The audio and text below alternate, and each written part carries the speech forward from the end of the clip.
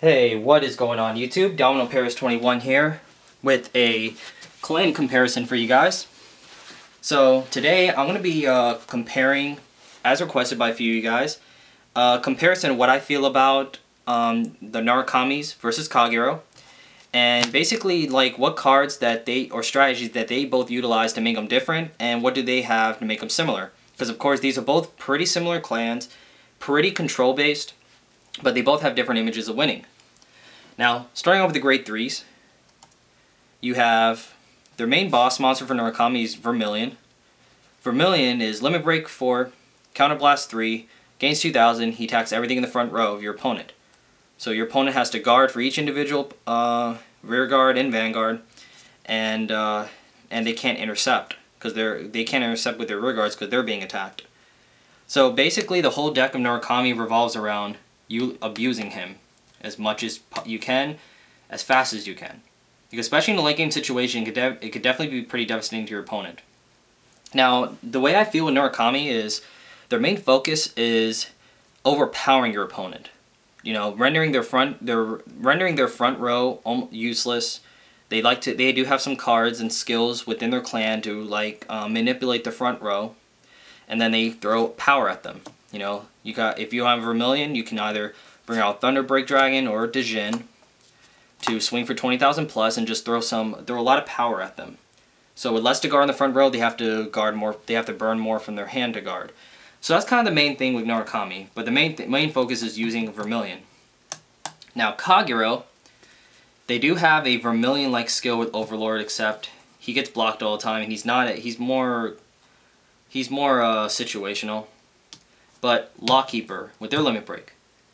Lawkeeper skill is Limit Break 4, Counterblast 1, you bind all your opponent's rear guards. So now their whole field is useless for their turn, during your turn, and then he gains 3,000 when you have 2 less rear guards. So you get rid of their interceptors. If your opponent has a Vanguard like Overlord who loses 2,000 if you don't have another rear guard of the same clan, it's a 9k Vanguard. So you can potentially make their Vanguard weaker, swing for good numbers, 20,000 plus, and then you have other benefits.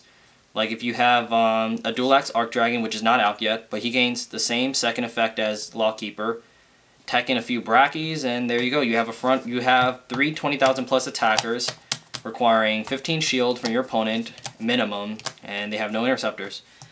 So the difference is though, Lawkeeper, I mean, I can rely on using his skill pretty much every turn, more than once I hit Limit Break. Dragonic, Vermilion, you can really only do it once. That's really it.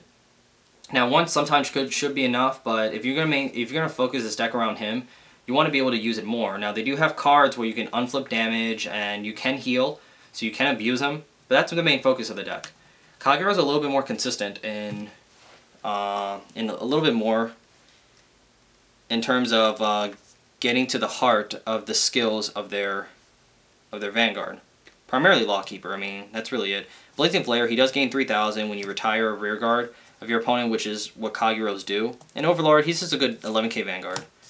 That's it. Because what I do like about Narukami grade 3s is that they can swing for 20,000 plus for no reason. That's pretty much the idea with them. Overpower. So, moving on from there. Now, they both have, for grade 2s, both clans do have a Berserk Dragon. But Berserk Dragon can benefit Kageros more because Kagero has a goal. They pretty much try to retire your units and then at the same time gain benefit from it, whether it's gaining points or just gaining more power for their boss monsters or just minusing your opponent furthermore than what they already are doing.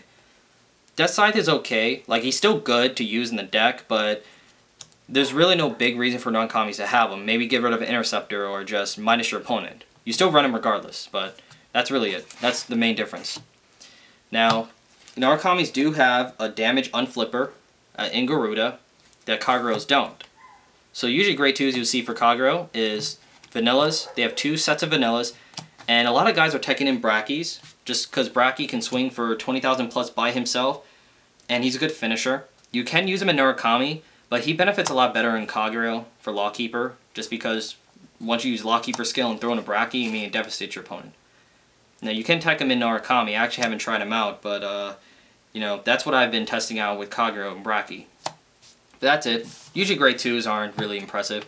Now, Narukamis do have a grade 2. It's called Desert Gunner something.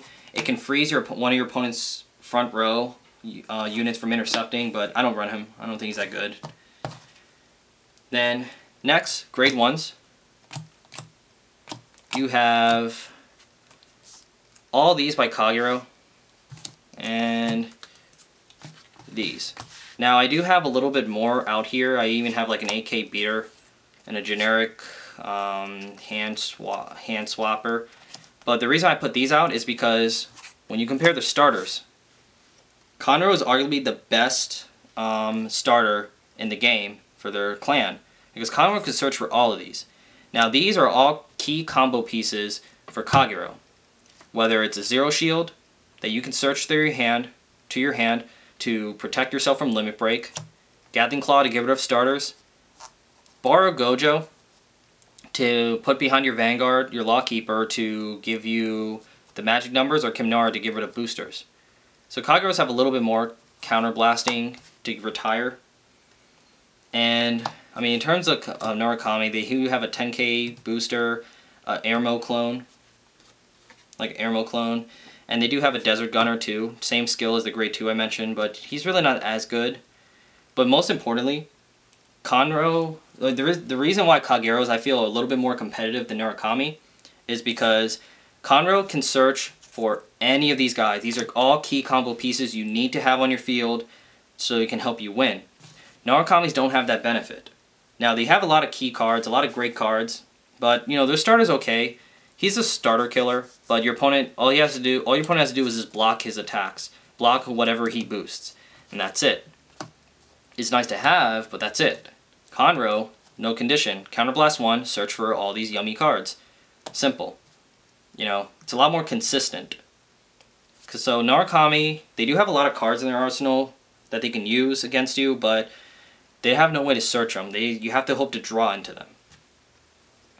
Not saying that they're bad, but Kageros are more consistent. Most importantly, now they both run 4 null guards, but I can easily search for Bari. I always search for Bari. If I already have a Bar, if I already have a Gojo, I usually put it behind my Vanguard, and then I search for Bari. So I'm already set. So that's pretty much the idea with Kagero. That's why I feel that that's why I feel like they're definitely, in my opinion, the absolute best deck. Narukamis are still good, but I think they're missing a few key pieces that helps the deck become more consistent. Maybe more, and also maybe a little bit more devastating to your opponent in a turn-by-turn basis. As Kageros, every turn they can throw something at you. Every turn I can throw Kimnara, get rid of a booster. I can search with Kagero. I can Lawkeeper your field every turn. So Kagero is a little bit more consistent and simple at pretty much getting their winning strategy together. And with all the minusing they can do to your opponent, at the same time, they do have 2 sets of draw triggers that I like to run. I like to run 6 draw. I'm building a lot of card advantage, and I run 4 zero shields I can draw into, and I can search one. So I usually have a lot of guard, a lot of defense in my hand. Narukamis, in terms of defense, I mean, they don't really have that much defense. Their defense is kind of like having a good offense. You know, burning your opponent's hand by throwing a lot of power at them, which they can do fairly easily.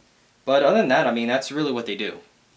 Now, I think right now, Kagero is just gonna be the best deck, and especially when Overlord the End comes out in Set 5, January, it's gonna be the best deck in the game. I mean, it's gonna continue to do that. Now, Narukami is still a pretty good deck, but Kagero just has them beat. You know, Kagero just has more consistent strategy, and there's a lot more simple to do.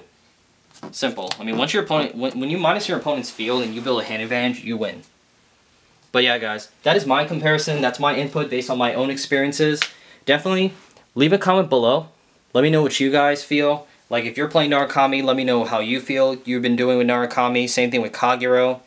And definitely, please give a thumbs up. If you like if you want to see more of these comparison videos, definitely let me know.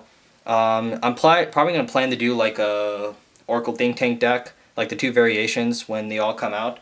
But yeah, other than that, guys, I'm going to have some links around to show you my Narukami deck and my Kagero deck, and I'm going to have some fight videos up for you guys. Other than that, guys, thank you guys for watching, and I'll see you guys later.